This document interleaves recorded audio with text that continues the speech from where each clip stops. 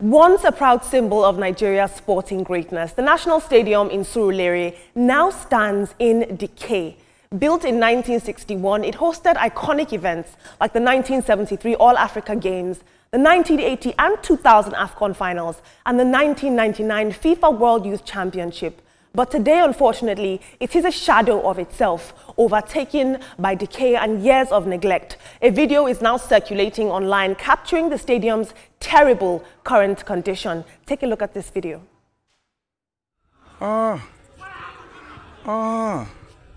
This is almost unbelievable. This is the National Stadium, Surulere, Lagos, in a state of abandonment, gradually rotting away. This is a stadium that has produced great men and women. Over the years, has been used for local and international sporting activities. Totally abandoned and gradually fading into history. Who has done this to us in this country? What is happening? Why? This is unbelievable.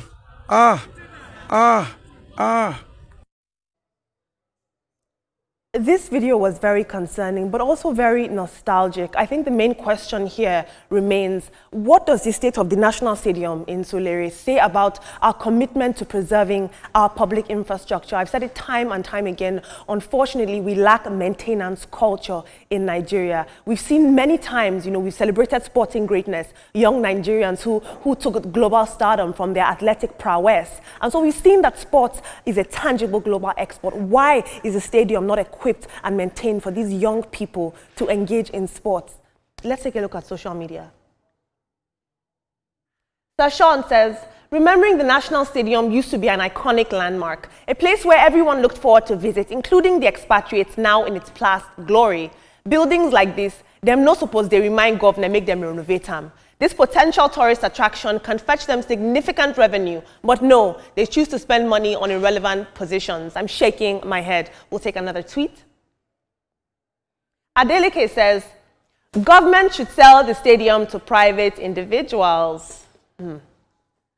Moving on in our next story, a more lightweight story. Afrobeat heavyweight Davido is not just making hits, he's building bridges generationally. In the recent video that he shared online, the superstar was seen on a call with veteran highlife musician Bright Chimezie, acknowledging the music icon's influence on his hit track With You, featuring Omale, that all the young people are now dancing to. Now, Davido credited Chimezie's signature Zigima sound as part of the inspiration behind the song, calling it a global hit and urging the legend to listen to it. Well, Bright Chimezie responded by posting a video of himself dancing to the track.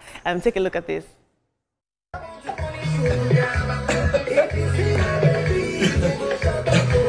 Davido, you know something? You can see I'm vibing to the song already. It's a beautiful piece of work, wonderful. I appreciate the fact that you said you picked the inspiration of this song from Because of English, a song I recorded many years ago. I appreciate you for that. And Kubana Chief Priest, I want to make I want to make our we don't ready. I do appreciate everything.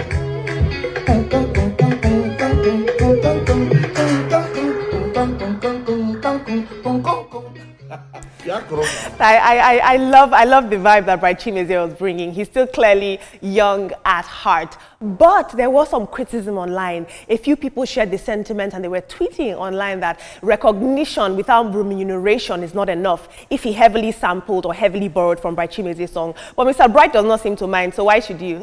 Let's take a look at social media.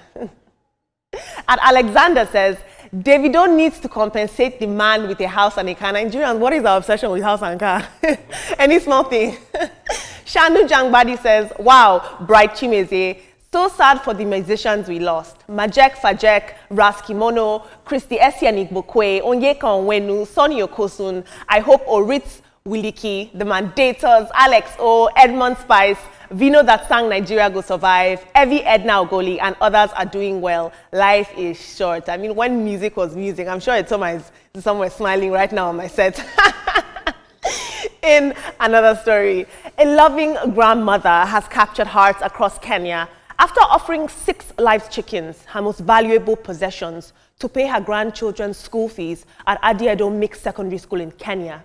Apparently, her granddaughter had been sent home over unpaid fees, amounting to about 245,000 Kenyan shillings, prompting this elderly woman to return with the child and 6 of her chickens from her farm in tow, including her prized laying hens that were apparently her only source of income. This emotional gesture moved many, including a man called Nathaniel Odongo, a well-wisher who has now stepped in to clear the full balance. This is very interesting. Before I hand over to my team, I'd like you guys to please chime in with the hashtag #TrendingNowTVC. I'm still hopeful that you will on any social media platform of your choice. I promise that we're listening. And who knows, I might even take some of your tweets. Guys, we are seeing that a woman had to sacrifice everything to access a basic right education. And while this happened in Kenya, we know that a lot of times this is also the reality here back home. That underscores the love of a mother. And this one, it's the love of a grandmother. I mean, a mother can do anything to push their children one step ahead. It's quite emotional, and I wish Kenyans will rally around that woman and ensure that she doesn't have to sell even an egg to make sure that the children go to school. Now, for Bright Chimeze to be that happy, dance and do this and do that, the financial side of that deal has been done. So people shouldn't even start talking about Davido should give him this, that. Bright wouldn't have even put his face on social media with Davido and all that if that has not been done. Sorry? I said this isn't Bright's first rodeo. Yeah, I know. Yes, and he understands the business too. So before all this cordial front and back between him and Davido, the business side has been taken care of. And talking about the stadium in Surulere, 2 years ago, I think, that place was closed down for renovation. Something must have gone wrong somewhere, and it's stalled. But one thing you have to understand about infrastructure like that, the more you neglect it, the more it dilapidates and it depreciates. So something has to be done very fast concerning the national stadium. Is a national symbol and a national pride. Unfortunately, it seems we are not seeing the national stadium as our national pride and our national symbol. I recall one of our senior reporters, Solomon Ajuziogu, did an extensive report on the state of that national stadium. Nothing was done. And we also had sports ministers come visit and speak about how they want to ensure that they renovate that place. Nothing still was done as much. Yes, they shut it down, but where are we at the end of the day? We need to begin to take things like this, spaces like this, as a symbol of our perhaps past for a lot of persons to understand. And then we also know that some persons go there to train as well. So it's important that we do the needful for the national stadium. And for Bright Chimeze, I was so happy when I saw that video yesterday. It was nice seeing both generations connect. Whether monies were settled, business was settled, I don't think is important in my perspective. The major thing is that Davido recognized him and he gave him that accord at the end of the day. For that grandmother, I hope that schools can begin to look at alternatives to paying school fees. In Nigeria, we see there are schools where you pay with crown cork, or I think the bottles. Yeah, so yes, recycled bottles and all of it as payment for school fees, just to encourage people to come to school. So we can start looking at alternatives for paying school fees. Perhaps they can have that chicken, and the principal could say, you know what, come. Right. I want to talk about the issue of facilities management, which was something that we discussed yesterday on this table. We never knew that this was coming up, although I saw the video over the week, and it's so sad where we have our monuments, you know, where we have all of those things rotting away. Remember, there is FESTAC, you know, Festival on Art and Culture, and Culture. You know, in 1977, Nigeria hosts the rights to, you know, got the right to host it in 1977 under Yakubu Gowon, which was further, you know, enhanced by General Olusegun Obasanjo, and it hosted like 17,000, you know, persons there. We see what is happening to, you know, that it's supposed to be monuments. You know, look at this stadium; it's so sad.